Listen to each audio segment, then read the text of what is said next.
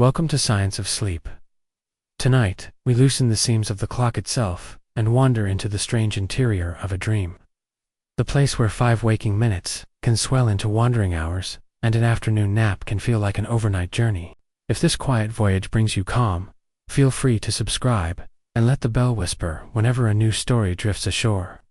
And while you settle in, where in the world are you listening from, and what time is it there right now? Now make yourself comfortable. Let your shoulders sink toward the mattress, and listen as each sentence lengthens the evening by the width of a breath. Start with a memory, an idle day in childhood, perhaps on a summer porch, when you dozed for the briefest moment and woke with the sense you had lived an entire chapter elsewhere, chasing bicycles through unfamiliar streets, or floating down a river whose curves you still recall. You checked the wall clock and discovered that the hand had moved hardly at all. That jolt, part delight and part confusion, introduced you to the elastic unofficial zone, where dreams keep their own choreography. Neuroscience gives that feeling a formal name: subjective time dilation, while cortical hubs slip from daytime circuits into the slow swing rhythm of non-rapid eye movement. The networks that track sequence and duration begin to uncouple. Think of 2 pendulums, one synchronized. One continues its steady tempo, the other drifts, slowed by a soft, unseen current. In a lightly sleeping brain, the drift is subtle, only a fragment. In deeper phases, the second pendulum can wander far enough that an inner hour squeezes through a slim outer minute. Electrode studies from overnight labs paint the outline of this phenomenon. Volunteers drift into stage 2 sleep, and a chorus of short bursts called sleep spindles flicker across their EEG display. Each spindle gates sensory input, quieting stray noises, but also marks a tiny checkpoint for contextual memory. When spindle density rises 10 bursts, 15 bursts, and more, the checkpoints crowd closer, allowing the mind to index unfolding imagery with almost cinematic granularity. The result is a sequence that feels long because it carries a dense braid of moments, even though the physical interval beneath the skull remains short. That dense braid is woven further by rapid eye movement. During REM, brainstem neurons fire in irregular volleys, sending cascades across the visual cortex that blink like distant satellites. Every volley seeds a new scene, so dream logic hops from library corridor to glimmering beach to crowded marketplace with impossible ease. The jumps are seamless in the dreamer's recollection, because the hippocampus, working from a trimmed supply of noradrenaline, stamps far fewer temporal tags than it would while awake. The space between markers stretches and stretches. Later, when you remember the story, you must stitch an invisible thread, guessing at how many real seconds vanished in those gaps. Physicists might call this compression, but inside the dream the effect is the opposite: expansion. You are Odysseus crossing a small Aegean. The sea feels endless, though the map of islands is tiny. Your watch, left on the nightstand, does not feel the journey. Its quartz crystal cannot be cajoled into longer resonances. Yet in the microvolts and millivolts of your neural tissue, resonance does change. Magnetometer studies show that neuronal assemblies, when released from the executive clock of the prefrontal cortex, begin to pulse in lower frequency harmonics, as though the orchestra, freed from its conductor, trades allegro for adagio without losing melody. Chemical cues help. Adenosine gathered through the day slows synaptic chatter, allowing GABA to hush excitatory bursts. Melatonin rises, damping retinal circuits and shadowing color perception. Both together dim the internal lights, giving imagery the soft edges that make seconds hard to count. Elsewhere, the thalamus throttles spinthalamocortical loops, replacing crisp forward bursts with rolling hills of delta. Scientists sometimes liken the change to switching a camera shutter from 60 frames per second to 15. The footage looks smoother, but fewer energetic spikes pierce awareness, leaving room for each captured frame to breathe. Not every dreamer feels the dilation. Certain antidepressants raise serotonin at synapses, shortening REM windows and tightening spindle bursts. Their nights tilt toward time discipline. Others, gifted with naturally dense spindle patterns, report uncommonly long dream sagas, even in short naps. Genetics threads the needle, yet environment tugs as well. A nap in bright daylight rarely spools enough melatonin for full dilation. Darkness, cool skin temperature, and steady broadband noise, the baseline we built in earlier episodes, prepare the neural loom. Surprisingly, body position matters. MRI teams at German sleep institutes tilted volunteers 10 degrees head up and head down on separate nights. Head down tilt, which increases intracranial pressure by a slim margin, nudged REM onset sooner and extended its total share by 11%.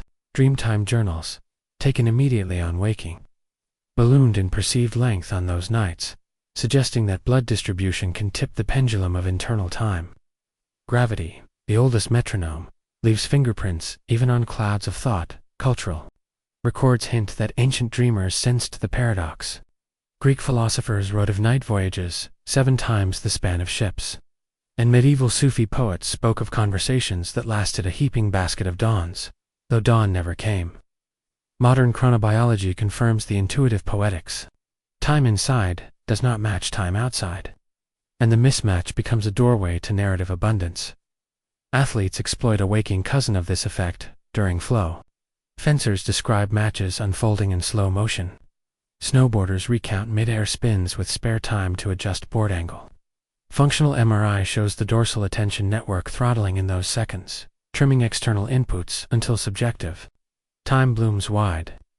In sleep, the throttle is stronger, the bloom wider, and the brain, freed from collision with feedback, wanders countenance of simulated experience.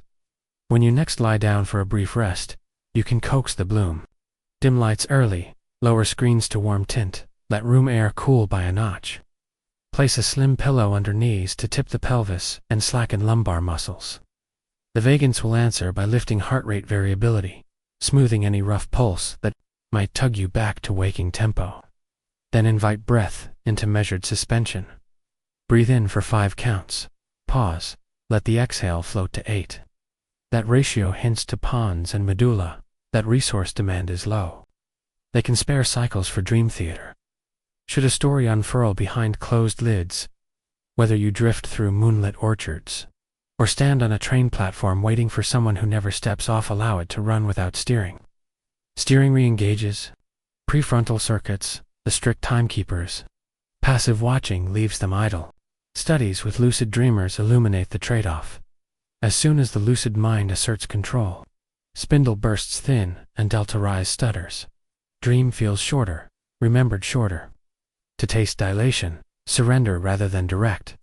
When you wake and glance at a phone clinching 5 short minutes of elapsed reality, resist the instinct to shrug off the epic. Instead, treat your inner hour as genuine. The emotional memory is real, the neuroplasticity real, the metabolic wash real. You compressed external ticking, but expanded inner film. And in that expansion you may have filed away new associations, perhaps a metaphor you needed for tomorrow's work, or the texture of a half-forgotten childhood smell that will rise fresh in a recipe next week. The brain uses expanded dream time like extra studio hours, painting backgrounds it will quietly layer beneath future choices. Scientists still search for a unifying formula that links external seconds to perceived dream minutes. Some model it as an exponential, others as a power curve moderated by spindle density. None yet captures every sleeper, every night. But all agree on one truth. The night does not merely divide the day, it stretches it. And in those stretched folds lie hours of invisible life, waiting to be noticed in the quiet tilt of your next gentle rest. A few heartbeats after waking, the taste of those dream-long minutes often scatters like fog. Yet thereafter, image lingers in subtler rhythms. Slowed eyelid blinks. An urge to speak more softly, a half-second hesitation before unlocking the phone. Neurologists call these residual echoes, post-hypnagogic latency. Tiny delays in sensory motor circuits that still oscillate at the frequency of the night's internal reel. If you learn to sense these echoes, you can tell whether a nap carried 10 inner minutes or 1,000. Seasoned polyphasic sleepers do so instinctively. They stir, inhale, and judge by the drag of that first draw, whether it is time to rise or time to turn and borrow another pocket of pliant time.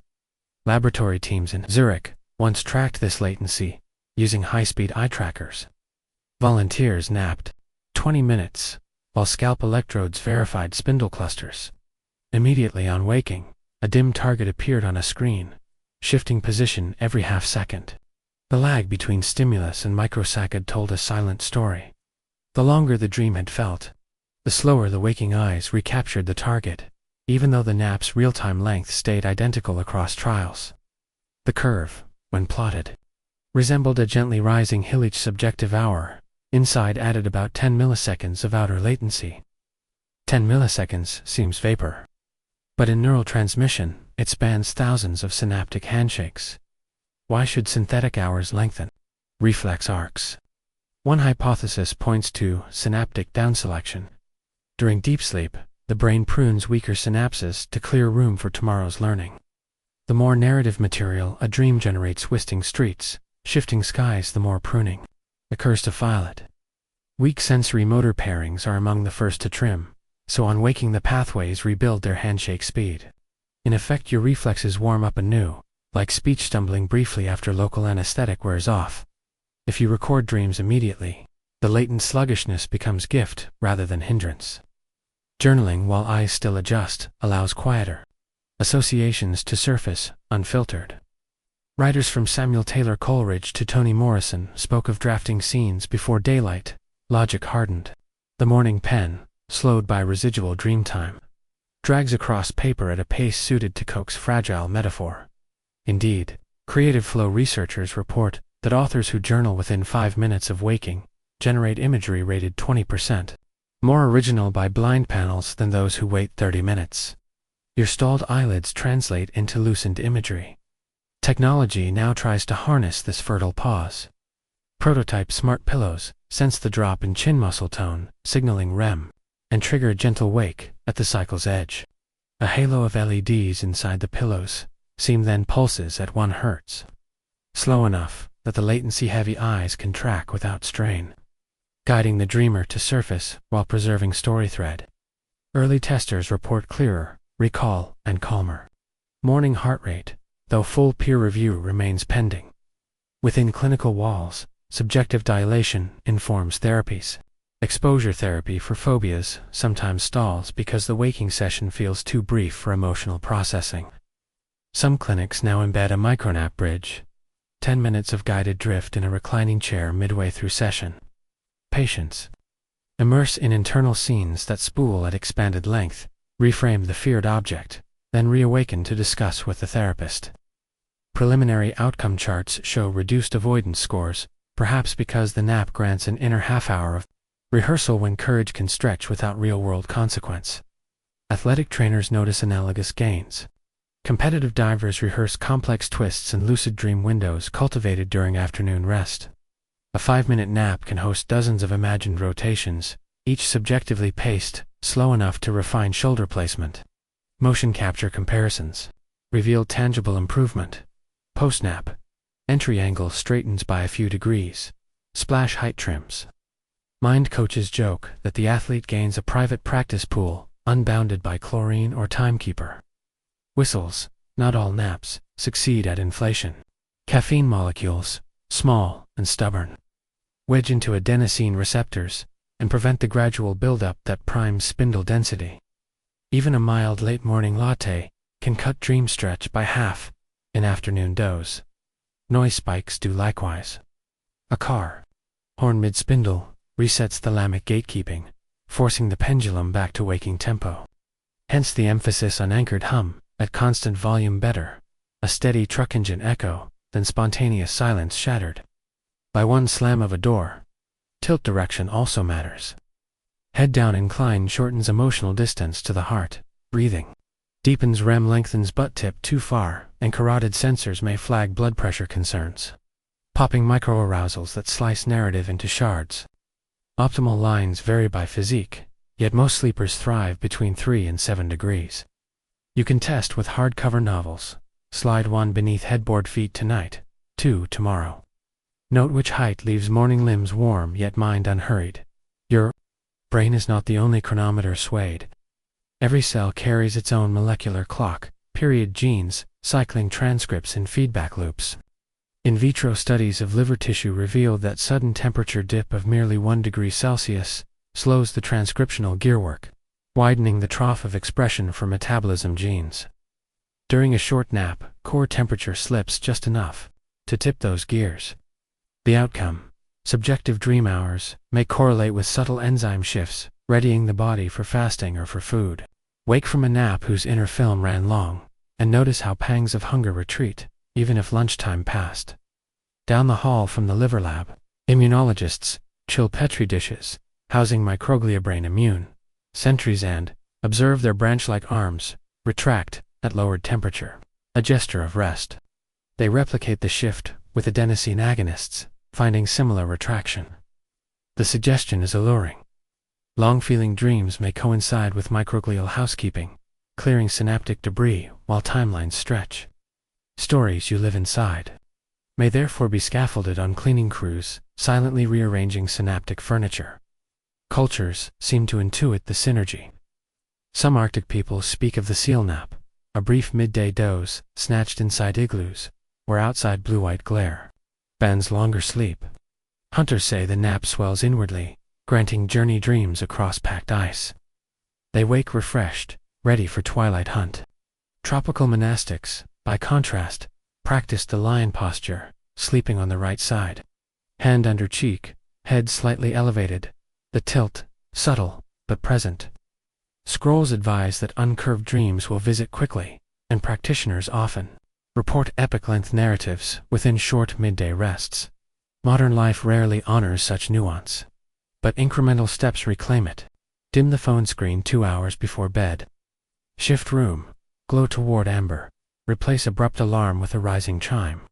Each step slides the internal pendulum away from quartz severity toward spinal fluids, gentle tide. When naps fit between meetings, pair them with ear hugs of steady broadband noise. Resist last-minute espresso. Give the brain an unobstructed stage, and narrative will spool. As you let these ideas simmer, notice your breath settling, each inhale matching a tide that rose before. Spoken history, each exhale tracing a shoreline of countless sleeper generations. The pendulum that times your day is yours to pause, if only for the space of a paperback under the bed's head. And when you next return from a 5-minute voyage that felt like an evening in Verona, or a month beneath Martian skies, recall that nothing broke the clock, only stretched it, the way twilight stretches colors, or laughter stretches lungs. In the grand geometry of rest, distance and duration are siblings. Fold one, and the other bends. Tonight, let them bend in your favor, and may your briefest slumber bloom wide enough to hold an inner lifetime before dawn. Historians studying diaries from polar expeditions have discovered curious entries that echo these modern lab findings. Ship surgeons noted that crew members confined to narrow bunks during stormy weeks often reported vast and rambling dreams, whereas sailors sleeping on deck beneath flickering auroras spoke of crisp, vignette-like visions that felt oddly short. Temperature swing, light flicker, and the slight head-down tilt of bunk boards had quietly altered spindle forests, pruning the inner clock to grow dense or sparse rings. Though the surgeons lacked EEG readouts, their meticulous logs of mood and stamina hinted at the same principle. When a night's internal minutes multiply, the following day sometimes needs fewer waking hours to regain morale. Researchers in Kyoto have since tried to replicate that maritime pattern with controlled lighting. They placed volunteers in a sleep chamber where the ceiling projected slow-moving curtains of green and purple, simulating auroral undulation at barely 1 lumen. The glow shifted every several seconds, too gentle to wake, but enough to keep retinal ganglion cells whispering. Compared with constant darkness, these ebbing bands shortened dream sequences, compressing subjective time so that a 40-minute nap felt like 10. Blood draws later showed cortisol curves, sharper and briefer. The engineers behind the project now propose aurora ceilings for emergency room recovery bays, arguing that condensed dream time could leave on-call staff feeling as though they napped less, yet still reaped neurochemical reset. Contrast that with the work of a Brazilian chronobiology team experimenting at the opposite end of the spectrum, total visual silence. They built a chamber lined in Vanta black nanofiber panels, so little light reflected that depth perception dissolved. Inside, volunteers rested on inclined mats, while broadband hum filled the space. Dream diaries from 10-minute tests read like epic travelogues, crossing jungles, sailing basalt seas, climbing staircases of cloud. One participant traced a labyrinth he'd navigated over what he felt to be 2 full days. Across the group, post-sleep latency trended longer, matching the Zurich eyelid curve. Remote judges reading the narratives, unaware of nap lengths, consistently guessed the dreams followed ordinary night-long sleeps. The Brazilian lab now collaborates with palliative care centers, exploring whether long-feeling micronaps can grant bedridden patients a sense of spacious experience, despite frail waking. Windows. The mechanism likely circles back to thalamic gating. When the eye receives no photon, at all not, even a star glint, retinal cells dampen glutamate release, sending a hush through the optic nerve. The thalamus, spared external duty, widens its channel to the cortex, encouraging low-frequency harmonics that stretch perceptual moments. If faint light modulates, the gate dilates then constricts. Internal film jumps cut, moments snap shorter. Thus, a sleeper's temporal canvas can be lengthened or trimmed by something as humble as the globe lead from a bedside charger. Lucid dreamers add another layer. By practicing mnemonic induction, they learn to recognize the dream state and steer the narrative. But steering comes at a cost.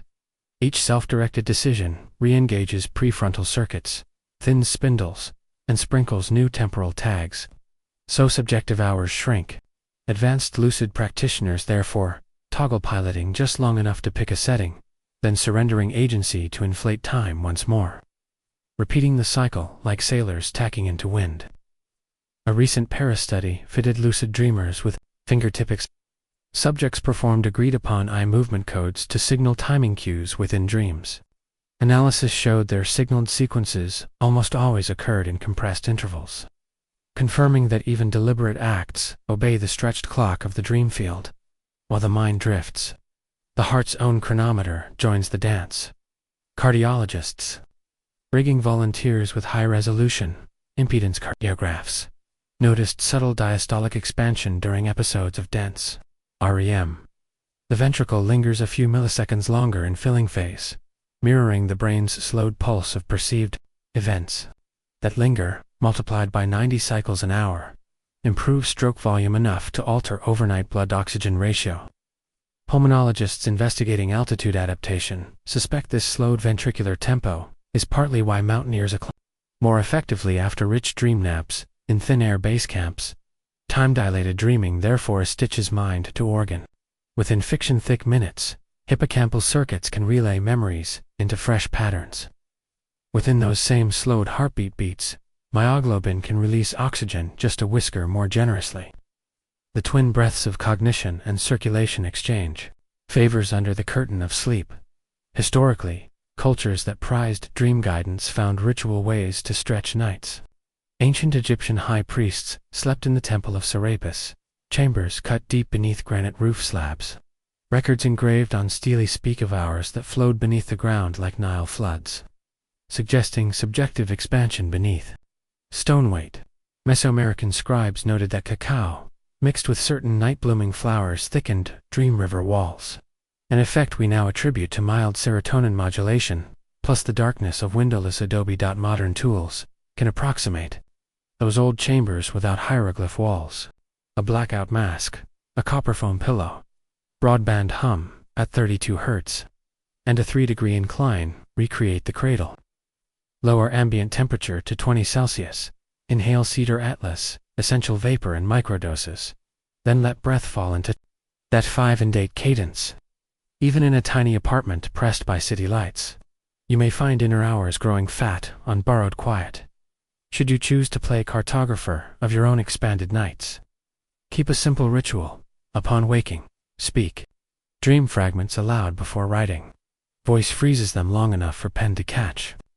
Researchers in Oslo found that spoken recall doubled retention compared with silent scribble, likely because the vocal tract revs Broca's area, knitting fresh tags onto fragile images. Later, reread aloud before bed. The cycle primes patterns. for the next voyage, compounding narrative length by weaving yesterday's filament into tonight's spool. Do not chase dilation too fiercely. Brains tire if REM moves relentlessly. Delta must follow, cleaning metabolic byproducts with glymphatic torrents. Too many stretched minutes without deep wave intermission leave you fogged, unsteady, as if time ballooned but never exhaled. Balance, like in any circadian intervention, remains commandment. Light fades and rises. Tilt rests and resets. Breath lengthens, then resumes its ordinary tide. Even a single dilated nap, though, can carry gifts. Surgeons strolling into theater after a 10-minute lounge report steadier hands. Teachers stepping into afternoon class find patients' reservoirs deeper than the wall clock suggests. The inner hour they lived remains invisible to supervisors, yet its imprint surfaces in posture, tone, and the measured distance between impulse and reaction. Now feel your own breath. If it has grown long and unhurried while words drifted by, you have already borrowed a fragment of expanded time. Keep the fragment safe. Dim the next lamp a bit earlier. Slide a paperback beneath the headboard. Hush the room with one soft hum. Tomorrow, when 5 spare minutes appear between obligations, close eyes and step through the doorway you have rehearsed. Let the inner film roll. Return sharper, slower, fuller. Holding a pocket of spacious seconds no clock can confiscate.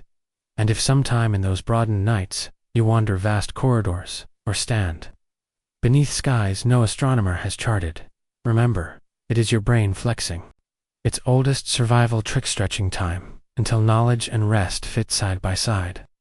When dawn lifts and outer minutes speed up, the knowledge remains, nested like pearl layers inside the shell of slow dreams. May your quickest naps bloom wide. May your longest nights feel gentle, and may each stretched heartbeat carry enough room for wonder. Consider where the frontier of stretched time may travel next, out of the bedroom, past the clinic, and into engineered states, where the distinction between waking and dreaming dissolves by design. Researchers at MIT's Dream Engineering Lab have begun to map these territories through a small, fabric-covered device that slips over the palm like a soft exoskeleton. Inside tiny vibration motors whisper patterns onto the skin during the first fragile minutes of sleep on set, those hypnagogic seconds, when thoughts scatter like starlings, yet have not flown fully into dream. When the glove senses the first drop, in muscle tone, it batters a gentle Morse code. 2 pulses, pause, 1 pulse. The sleeper's brain half registers the signal, threads it into drifting imagery, and continues downward. Upon waking, the majority report uncanny scenes shaped by a metronome they never consciously felt. Walking through museums where exhibit plaques blink in vibration rhythms, or floating beside elevator shafts that hum the same 2-1 beat. The goal is not just novelty. By planting a subtle structure early, scientists nudge the brain to weave a richer tapestry. Story threads that anchor mnemonic traces more densely.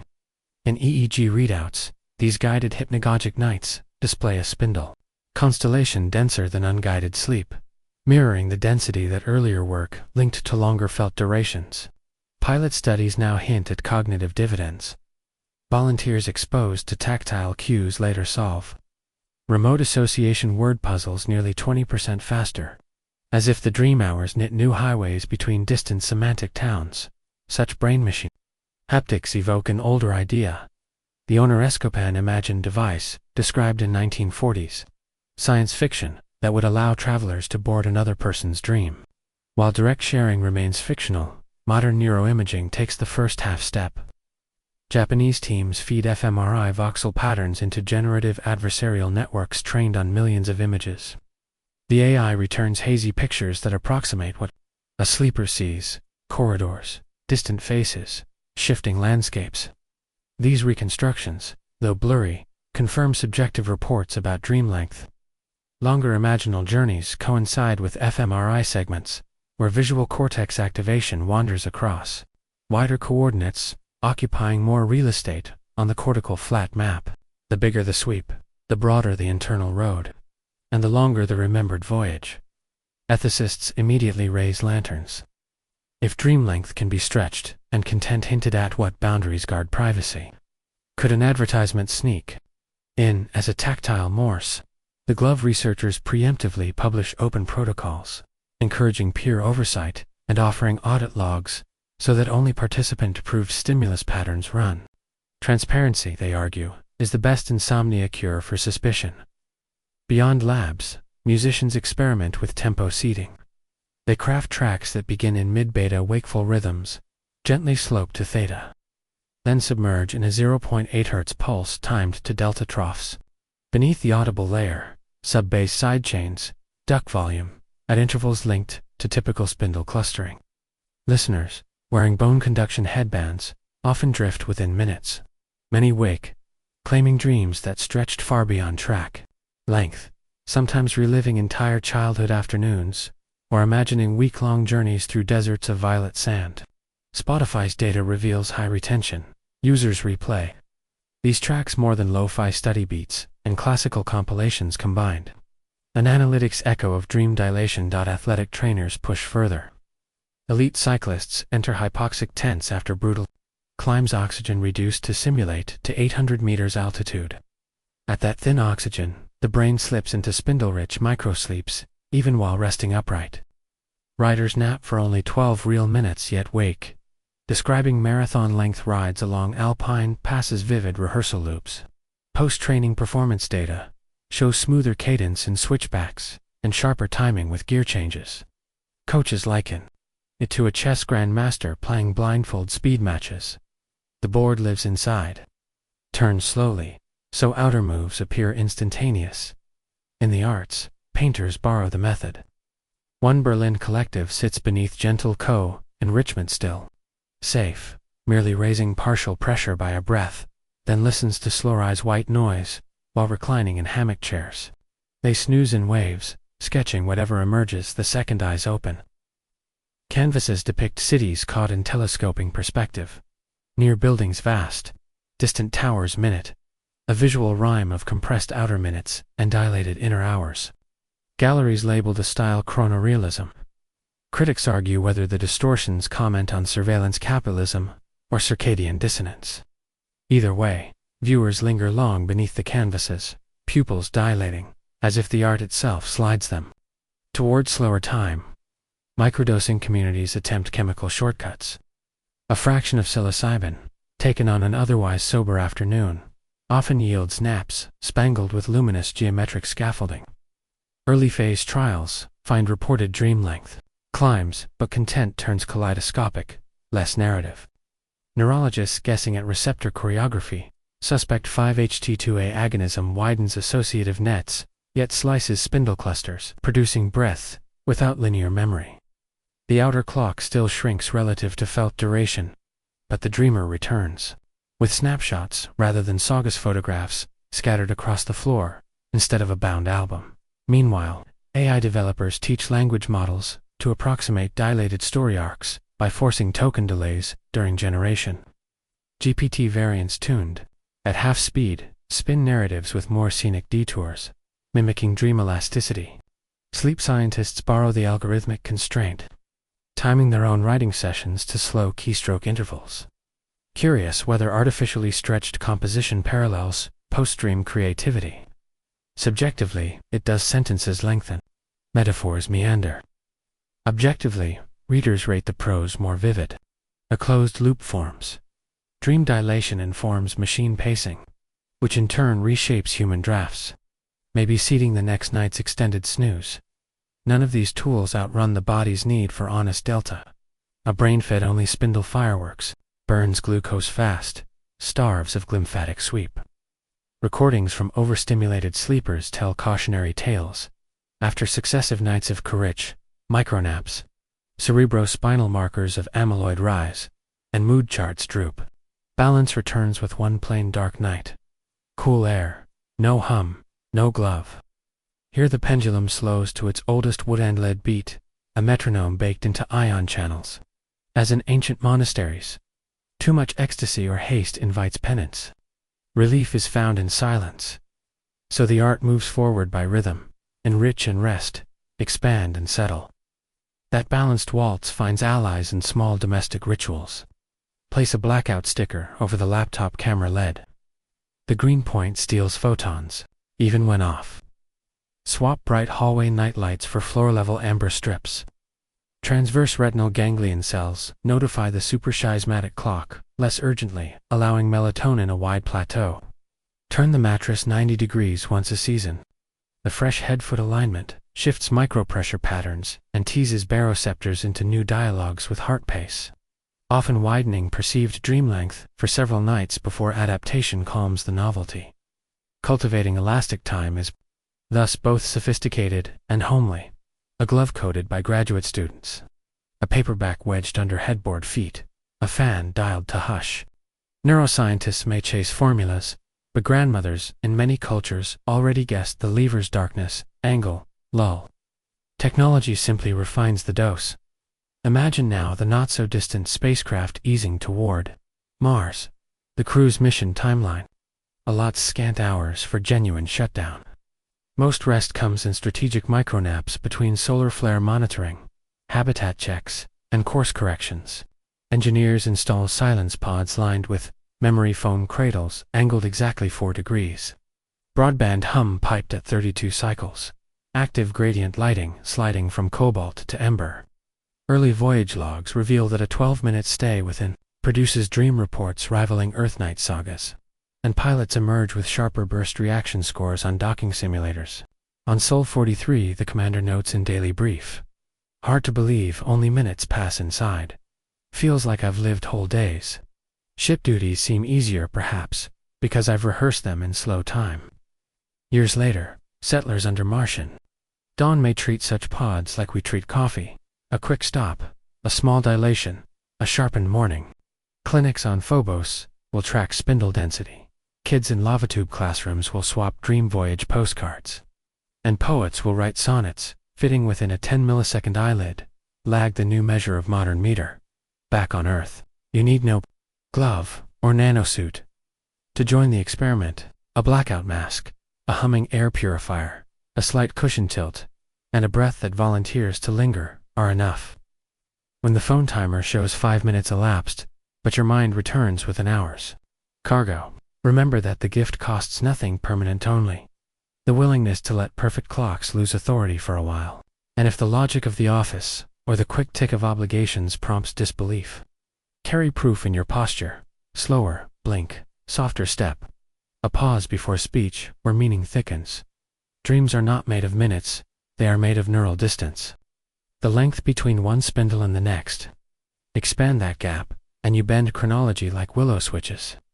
The expansion is a craft, half science, half marrow memory, older than language. Practice gently, sleep deeply, forget measurement, and the next brief nap may bloom into an inner season, ripening ideas that daylight could never harvest at the tempo of deadlines. Now, let the room dim by even 1 lumen more. Guide breath into that 5 and 8 sway, and notice time seems loosening again. Behind closed lids, the horizon of an unfinished dream may already be waiting, valley mist unrolling in slow theater, prepared to welcome hours of story into a nest of mere minutes. Trust the hush, tilt toward it, and sail. Asterisk, asterisk, on mornings that follow such voyages. Most travelers notice a peculiar residue. The boundary between first waking thought and lingering dream feels diaphanous, like a soap film that wobbles but does not break. Evolutionary anthropologists think this residue once carried survival value. Picture a Paleolithic hunter stirring at dawn. If he could stretch night into a practiced hunt, played out slowly behind the eyes tracking hooves through fog, knocking an arrow, tasting the moment of release, he greeted sunrise already rehearsed. Stone tools, too. Reenact the strike of flint on pyrite, a dozen dreamy hours in a 5-minute doze. And the real spark that follows daylight feels like confident déjà vu. Selective pressure favored brains that could borrow time from sleep. Lacing synthetic practice into brevity. Neurogenetic studies lend support. Variants of the PER3 clock gene associated with vivid, length-heavy dreaming often co-inherit with alleles for enhanced motor sequence learning. The same glutamate receptor tweaks that amplify sleep spindles also speed synaptic strengthening. In basal ganglia loops. In Bats Masters of Compressed Rest researchers at Tel Aviv University found an analog, short bouts of torpor teamed with spindle bursts. And the next evening, echolocation clicks sharpened. Evolution seems to have wired rehearsal and dilation into one package. Imagine longer, perform smarter. Modern minds rarely stalk antelope, but the circuitry stays. Musicians waking from an elastic nap can place fingers on fretboards with newly smoothed transitions. Chess prodigies recall entire mid-game forks glimpsed behind lids. Many of us sense only the ghost, the sentence that completes itself at breakfast, the solution that appears while stirring oatmeal. You might chalk that to rest alone. Yet EEG correlations show the biggest morning insight bumps when dream journals report extensive subjective duration. The more stretched the night, the richer the dawn harvest. Cognitive ecologists point out an energy twist. Simulating long experience in short time costs glucose. PET scans demonstrate that during dilated dreaming, regional uptake in visual association areas can rival quiet wakefulness. But the brain compensates. Areas governing proprioception and frontal planning go dim, saving metabolic fuel. It's theatrical budgeting dim. The lobby spotlight the stage. Ancestral foragers lying on cold ground could not afford to run full waking burn. So the brain pairs non-essential circuits, buys narrative expansion on a metabolic discount, and wakes with rehearsal complete for only a few extra grams of stored glycogen. Philosophers seize on this thrift to reframe consciousness. If what matters is narrative density rather than clock duration, then a life lived and aware, lavishly detailed minutes dream or waking might feel longer than one measured solely by calendars. Stoic texts allude to this without EE vocabulary. Marcus Aurelius wrote that one rich sunrise is worth 1,000 distracted evenings. Perhaps the emperor sensed what spike-sorted neurons now imply. Experience dilates when attention saturates frame by frame. Engineers designing deep space hibernation pods revisit these ideas with utilitarian rigor. A crew en route to Saturn cannot spend years in waking boredom, yet full torpor remains risky. Enter cognitive hibernation. Low-temperature cabins gently pulse tactile cues to trigger slow-frame dreaming. Astronauts float in half-sleep, reliving simulations of emergency drills. Weeks in objective time pass. Inside, subjective months allow intricacies to embed. On arrival, they emerge both physically rested and mentally seasoned, the training logged as if on playback at quarter. Medical innovators adapt similar pods for coma recovery. Normally, long comas risk cognitive atrophy. By seeding spindle-rich microstim, doctors hope to gift comatose patients internal epic stream rehabilitation. Gyms where motor maps rehearse silently, awaiting synaptic reconnection. Early case studies hint at smoother physical therapy transitions once consciousness returns. Time borrowed inside may spare weeks of relearning outside.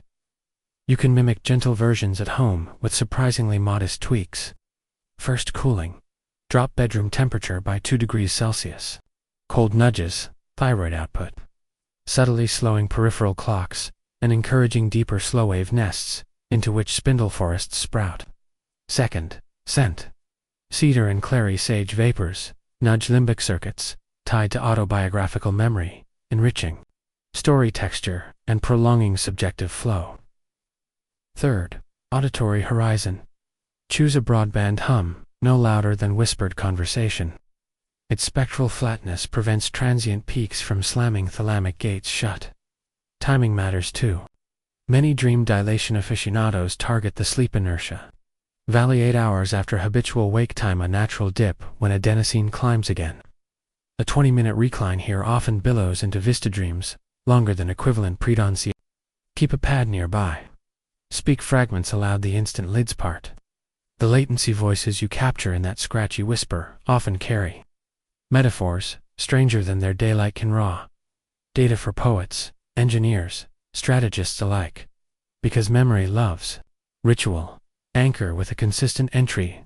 Phrase nothing mystical, simply a cue. Begin the long minute. Whisper at once as you exhale into the pillow. Overnights, hippocampus pairs the phrase with spindle onset, greasing the descent. When traveling, utter it in hotel rooms. The unfamiliar mattress will still open its trapdoor. Serial dreamers report that the phrase becomes a staircase shorter every time down into the inflated theater. Skeptics ask for hardware proof. They find it in paired smartwatch EEG traces. Heart rate variability peaks align with spindle bursts and subjective length ratings. One study plotted 3-axis spindle density, vagal tone, self-reported dream hours and found a near-planar sheet of correlation. Body and mind dance together. Each slow surge of the vagus ushers a volley of spindles. Each volley dims, locus alerting, letting inner minutes bloom. Still, caution floats beneath enthusiasm. Overlengthened dreams can blur mood boundaries. Some participants in prolonged protocols wake disoriented, requiring full daylight to recalibrate. The remedy mirrors the cause. Light. 10,000 lux, blue-enriched, resets retinal pacemakers, and clamps pendulums back to ordinary tick. Keep such lamps nearby if you dive deep. Surfacing counts as seamanship too. Across continents, sleep ethics panels now debate future norms. Should workplaces schedule sanctioned dream dilation breaks? Could courts admit testimony formed partly in elongated naps? Would athlete leagues regulate temporal doping? No consensus yet, but discussion alone marks a cultural pivot. Chronology once seemed a hard law. Now it reads like clay. Everything returns to practice. Tonight, when bedroom shadows paint slow arcs across the ceiling, angle the mattress, hush the room, breathe 5 and 8, whisper your cue, slip past the first soft frontier. Should a scene unfurl a library with endless corridors, an orchard where fruit ripens in one breath, walk it fully. There may be hours between shelves, though your wristwatch counts 7 minutes. Touch the spines, note titles glimmering, feel gravel under imagined shoes. When you return, and lamps brighten the edges of the quilt, carry a fragment intact, a scent of old paper, a chorus of distant birds, enough to plant daylight insight. Then rise slowly, blink twice, to let the film coating vision peel. Pour water, taste its tempo. If the sip feels spacious, the craft worked. Spend the next hours wisely, for you have already lived many more. And remember, the longest second is not stolen from the clock. It is grown inside the mind, nurtured by darkness, angle, breath, and the brain's patient hankering to rehearse tomorrow at a kinder speed. May you grow such seconds often, and may each borrowed hour return multiplied in grace. The quiet skill of lengthening inner moments is rapidly leaving the realm of private curiosity and entering public architecture. In a low-rise suburb of Copenhagen, planners have broken ground on what they call a temporal commons, a cluster of small windowless pavilions poised between a library and a tram stop. Each room holds a reclining lounger set to a 4-degree incline, a single broadband speaker embedded beneath the headrest, and ceiling panels that fade from cobalt to ember across a gentle 3-minute arc. Commuters may step inside during lunch, breaks, queue free of charge, and sign out after a quarter-hour slot. Early analytics hint at unexpected ripple effects. Afternoon traffic horns dip in frequency. Bookstore dwell times swell, and reports of post-lunch purchasing impulses decline. City council members, tracking biometric surveys, note that heart rate variability rises citywide by a small yet measurable margin. Data scientists liken the effect to planting pocket parks, only in time rather than in foliage. Biomechanical engineers, watching these public tests, aim to miniaturize the approach. They prototype a flexible collar no wider than a scarf, fitted with silent haptic cells that tap the carotid sheath in long loops, barely perceptible, but enough to encourage the vagus to answer with longer exhalations, paired with bone conduction hum at 32 cycles. The collar trims a 5-minute office break into an inward half-hour for beta testers. Software companies imagine shipping the accessory with coded playlists. Choose calm orbit to dream of drifting above desert planets. Select quiet garden, and scent cartridges infuse microbursts of cedar and damp soil. Regulators hover, requesting independent trials to be sure the hardware respects cardiovascular limits. Meanwhile, small startups already pitch subscription models run a weekly report on your inner hours, earned next 2-step counts, and sleep stages. Academics, wary of gadget fads, return to first principles. A Cambridge chronobiology group compiles decades of spindle density studies into a single landscape model. Peaks on the map represent combinations of body angle, ambient sound texture, core temperature, and adenosine slope, most likely to produce dream dilation. The ridgelines converge around a surprisingly humble zone, a head elevation of roughly one hand width. Broadband noise with no discernible melody. Room air a little cooler than latent evening skin, and breath intervals almost symmetrical, though slightly weighted toward exhale. Laboratory participants following that recipe, without LEDs or haptics, still record doubled perceived dream length compared with baseline naps. The lesson echoes wisdom whispered by elders and monastics long before electroencephalographs. The human frame already holds latent rails for time stretch. Modern tools need only keep the track clear. Psychiatrists see an opening for gentle therapy. Traditional exposure methods for chronic grief sometimes falter because sessions feel rushed by the wall clock. Now clinicians guide patients into a 10-minute dilation nap immediately after recounting vivid memories. Inside the expanded dream minutes, mourners often replay final conversations, but slowly, with enough narrative room to revise tone or add unspoken farewells. Upon waking, they describe a softer edge on recollection, as though memory film has been remastered in higher frame count. Early pilot cohorts exhibit steeper declines in intrusive thought inventories, suggesting that granting stories more internal minutes may ease their daytime weight. Memory care units adapt the same approach for elderly residents. Wrestling with fragmented time, staff install adjustable light canopies over recliners. A resident enters, the canopy fades through midnight blue, and a librarian reads the opening lines of an old newspaper or recipe. Within moments, the patient nods away. Inside, those cues braid decades into a continuous ribbon. On waking, they speak of long Sunday kitchens or baseball afternoons once swallowed by dementia gaps. Neuropsychologists caution that uplift is temporary, yet caregivers regard even brief bridges as precious. Elsewhere, sensory artists blur art and protocol. In Montreal, a night-long exhibition invites guests to lie beneath translucent domes inflated with cool mist. Projectors paint slow-motion galaxies across the dome skin, while sub-bass speakers roll a heartbeat stretched to half its usual pace. Ticket holders drift off. Curators keep watch. Come dawn, visitors emerge with notebooks filled in near darkness. Pages covered in looping pen strokes, describing journeys through spiral libraries and endless conservatories of glass ferns. Critics debate whether these experiences count as collaborative performance or medical experiment. The crowd, unconcerned, buys return tickets for the following month's sequel. Titled, Longer Than the Moon, Ethicists Keep Pace. Public panels ask whether repeatedly bending inner time could blur consent would. A worker, refreshed by a 5-minute office nap packed with an hour of brand-seeded imagery, recognize subtle influence. Legislation lags, yet draft guidelines suggest clear disclosure. Any stimulus designed to shape dream narrative must be open-sourced and selectable by the sleeper. Health boards draw parallels to caffeine, fine in self-dosed coffee, but codified when hidden in soda served to children. Transparency, they argue, is the spinal cord of safe dilation. Across the Pacific, athletes refine the edge. Elite table tennis players schedule micro-rests between high-intensity volley drills, reclining on mats in a dark room perfumed with faint eucalyptus. The coach starts a metronomic breath cue, then dims lights completely.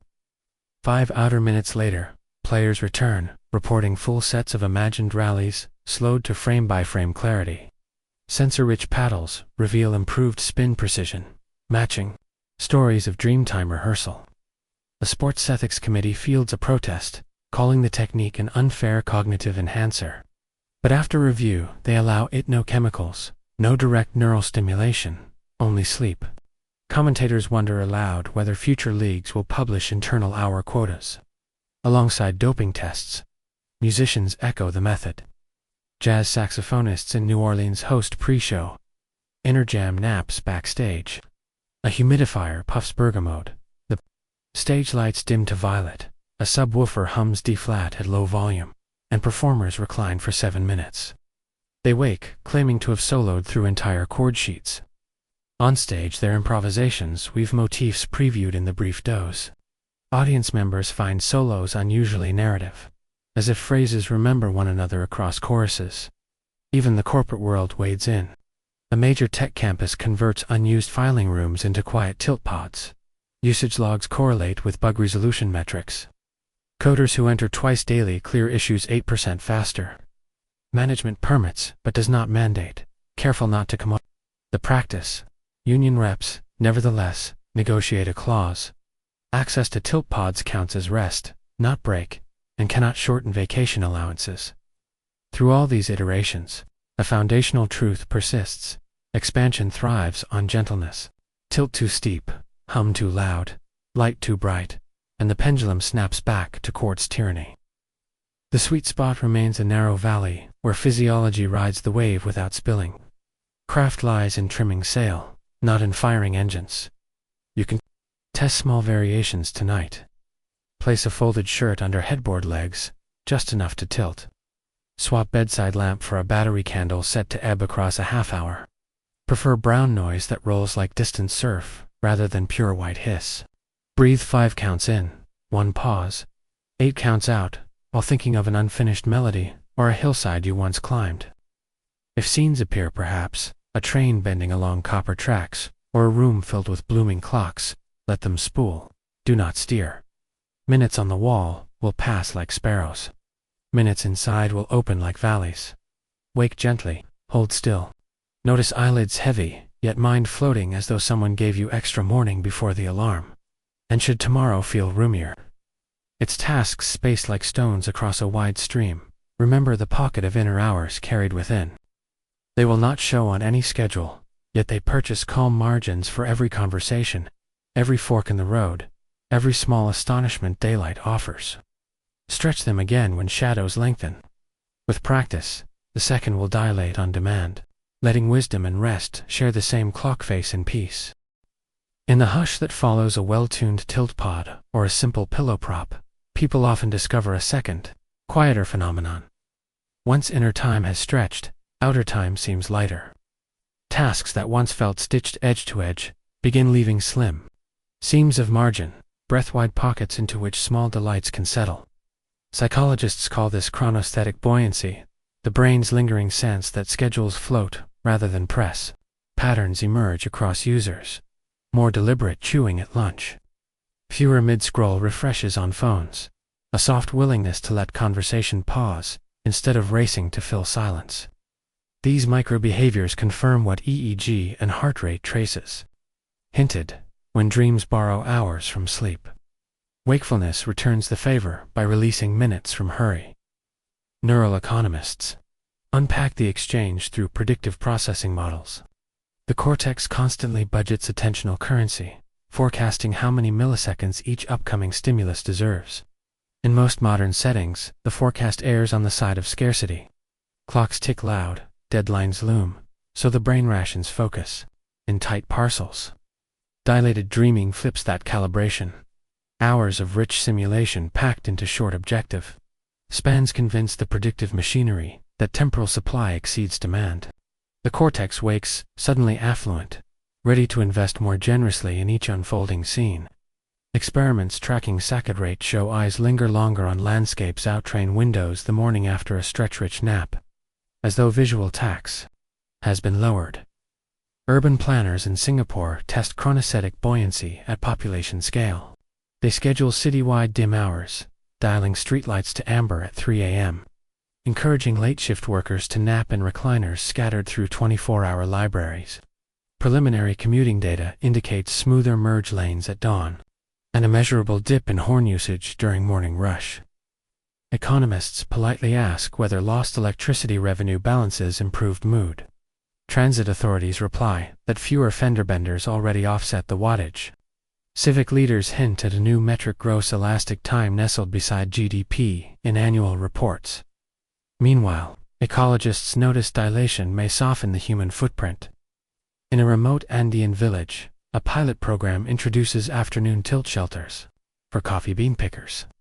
Workers nap 10 minutes under corrugated roofs painted midnight blue inside. They wake less inclined to reach for sugared colas, more patient with brittle branches, bruising fewer cherries. Yield per picker rises, even as work hours shrink. Agroforestry experts wonder if chronesthetic buoyancy could align labor rhythms with plant rhythms, mutual gentleness blooming like shade trees over profit charts. Historians look backward, revisiting monastic time discipline. Medieval cloisters divided prayer into canonical hours. But diaries reveal monks also favored microrests between sext and nun. Illuminated marginalia depict friars dozing on bench elbows. Tiny clocks sketched in thought balloons above tonsured heads. Scholars now suspect those mini siestas swelled inward, allowing scribes to copy texts without stumbling over line endings. Error rates, in surviving manuscripts, dip after pages where a faint water stain, the ghost of a napping brow, marks the parchment. Contemporary archivists, coax, digitized manuscripts through rhythm analysis software, pairing ink flow with chronobiological models. Variations in stroke width suggest slowed heartbeats.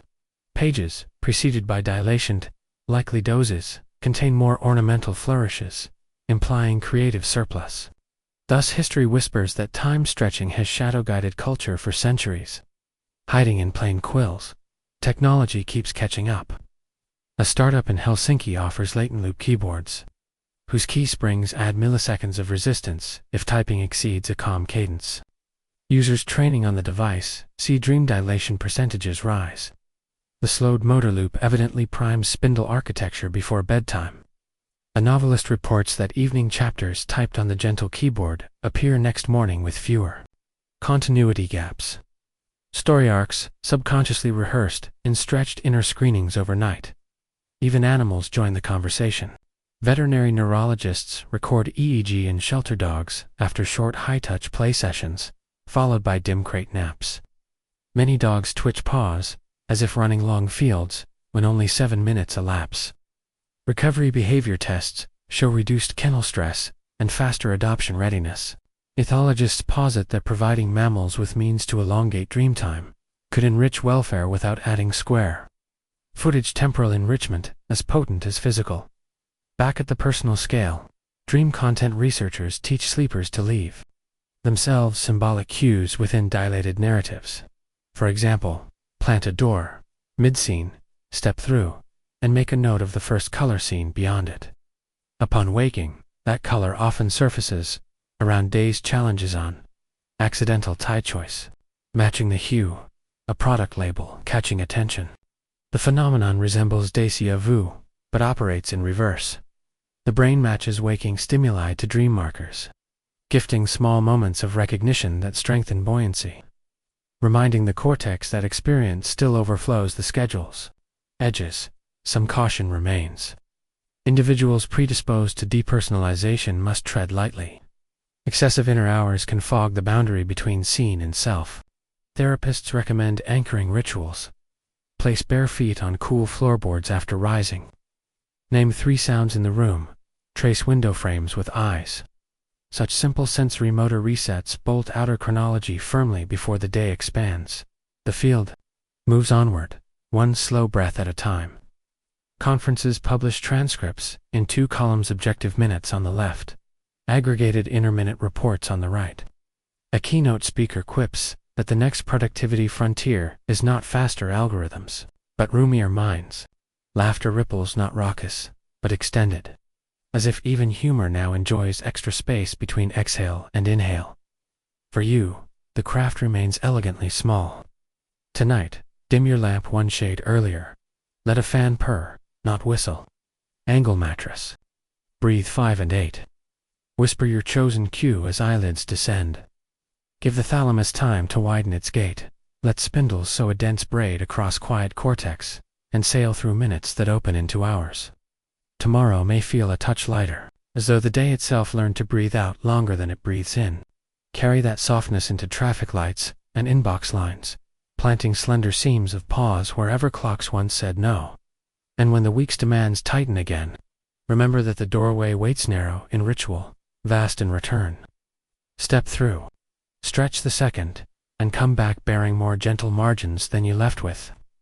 The world outside will still tick on schedule. The world inside will have space enough to hold it softly. Even the simple tick of your kitchen clock carries new weight once you have tasted a wider second. Listen closely, between one click and the next.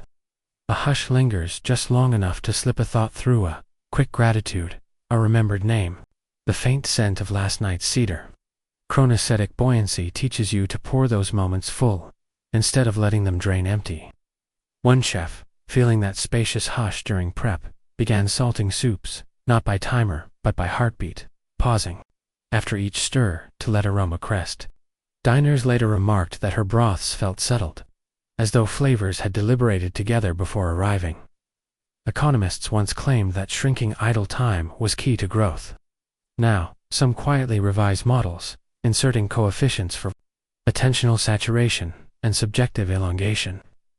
They find that when citizens regularly enter widened inner-minutes, even microversion scores tick upward. Patent offices in Finland chart a slight spike in novel submissions on Mondays following Sunday silence festivals, where families gather in community gyms dimmed to aurora violet, lying on mats with low hums softly spinning overhead. Perhaps inventions bloom when thought roots grow into soil, loosened by gently stretched nights. On mountain ridges, trail guides instruct hikers to practice summit breathing, 5 in, 8 out, while gazing across twilight valleys. The cadence mimics your nighttime cue. Climbers who adopt it often dream that night of walking entire glaciers, though camp clocks record brief rest. In pre-dawn hours they rise steady, lungs having rehearsed thinner air in those dilated inner strolls. Expedition logs now list summit breath drills alongside crampon checks and rope knots in literature circles. The craft of expanded dreaming inspires a new genre, slow fiction. Authors pen novellas, where each chapter chronicles a single deep breath, events unfolding in the dreamlike stretch of that inhalation. Readers describe finishing such books with hearts beating slower. Publishers test zip-hour audiobooks, real minutes of narration delivered in measured cadence designed to evoke dream dilation. Subscription platforms note listeners replay them before bed, letting voice become a scaffold over which the brain weaves its own elongated scenes. Across vineyards in Tuscany, vintners adopt a parallel patience. After midday fieldwork, they recline beneath shade nets, practicing brief dilated naps. They speak of roaming orchard-long passages in inner twilight where grape clusters swell visibly. Returning to the rows, they trim vines less hurriedly, trusting the harvest's own tempo. Seasonal sugar-acid ratios improve by margins, small in ledgers, yet large in mouthfeel.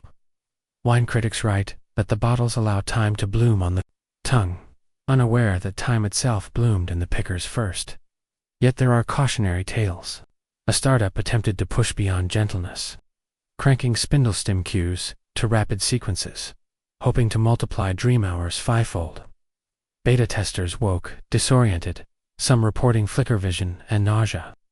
Neurologists reviewing IG saw that spindles stacked too tightly, leaving no room for downstate phases. Metabolic clearance stagnated, cognitive fog rose. The venture paused trials and rebalanced protocols, relearning the virtue of tempo rather than volume. Religious retreats quietly explore dilation's contemplative promise. A monastery in rural Tuscany adapts centuries-old vigils. After monks recline on stone slabs, angled just 3 degrees, chant turned to low hum. The abbot notes that novices, embracing the tilt, enter visions they once reached only after years of practice. They wake reciting psalms in gentler meter, as if internal rhythm reset to Gregorian swell. Historians smile. Perhaps medieval architects already suspected the angle when carving slanted choir stalls. Language schools experiment too. Students learning tonal dialects practice 10-minute tilt sessions with recordings of rising-falling pitch contours. Inside dilated minutes, they rehearse intonation thousands of times. End-term exams show sharper ear and steadier larynx control, compared with control classes grinding hours in fluorescent rooms. Teachers rename the protocol dream drilling practice that rides expanded seconds instead of calendar blocks. All of this feeds back into sciences of well-being. Public health researchers track populations adding nightly incline or anchor noise rituals. Depression screenings nudge downward, not dramatically but consistently. Anxiety self-reports edge softer. One theory points to the surplus margin between thoughts. Stretched inner minutes reduce cognitive crowding, giving worry fewer chances to loop. Where ruminations once bounced off the skull like rapid-fire hail, they now drift apart, unable to chain as tightly. Educators pilot elastic reading periods. Classroom lights dim. Students rest heads on folded arms, while a single voice reads a calm passage. 5 outward minutes later, children lift faces freshly, ready to parse complex instructions. Behavioral records display fewer impulsive bursts. In the next lesson, some districts incorporate the ritual before standardized tests, citing marginal yet meaningful gains in focus metrics. Meanwhile, on the coast of Brittany, tidal energy engineers redesign shift rotations. Workers monitor turbines, 6 hours on, then recline in pods tuned to mimic waves lapping hulls. Inner time swells, letting technicians mentally rehearse repair steps. Actual maintenance later executes faster, fewer errors logged. The sea's motion informs hum frequency, an echo of the old sailor bunks where surgeons first noted epic dreams. Psychotherapists notice dilation's power in couples counseling, when partners pause, mid-argument, lean back, close eyes, and breathe for mere 5 real-time minutes. They often re-enter dialogue, reporting an inner afternoon spent re-walking first dates, old vacations, shared kitchens. Empathy rises. Pulse rates synchronize. What might have become a volley of sharp retorts diffuses into slower, layered speech, each sentence carrying more patience than the clock alone could teach. All these vignettes converge on one understated principle: widen the seam between pulses just slightly, and life slips through more gracefully. You need not retreat to monasteries or strap on lab gloves. Begin tonight with smallest levers. Dim the last lamp a half hour sooner. Trade scrolling for soft-paged book. Slide a slim cushion beneath knees. Let breath fall into its familiar 5 and date. Whisper the cue if you like, or let silence serve. Somewhere beyond shutters, satellites rush in 38 microseconds of daily gain. Beneath the roof, your pendulum draws its own slow arc. Should you drift into a corridor, trim a hallway, whose floor stretches longer each step, whose windows open onto seas of pale indigo, walk it unhurried. Touch the rail, note its temperature. Feel the corridor extend farther than the house that cradles you. That extension is not illusion but art. Your brain practicing space within time, rehearsing generosity. When you wake, the generosity persists. You may find room between words for kinder replies, between appointments for a thought-out breath, between city noises for a strand of birdsong. Experts still debate exact formulas, yet a quiet consensus grows. Elasticity flourishes where judgment quiets. Do not measure dream length obsessively. Chasing numbers tenses the pendulum. Cultivate conditions, then surrender result. Science aligns with faith on this point. Creation happens when watchers cease wrestling with the loom and trust the shuttle to fly. So lie back, let fan hush wrap you. Notice the weight of limbs, the cool of sheets, the subtle glide of eyelids meeting. Minutes outside will keep their steady beat. Inside, may they unfurl like silk banners in windless dusk, handing you hours enough to weave understanding, rest, and a gentle dawn. And so we drift back to the quiet room we began in. Clocks ticking their steady outer pace, while the seconds inside you still breathe a little wider. If these ideas calmed your thoughts, or opened a fresh window onto the night, feel free to tap, like and subscribe. That small gesture helps science of sleep reach other restless minds who might welcome a slower rhythm. Until we meet again beneath another dimmed lamp, may gravity settle gently on your bones, may every breath lengthen just enough for wonder, and may each borrowed second return to you as peaceful rest.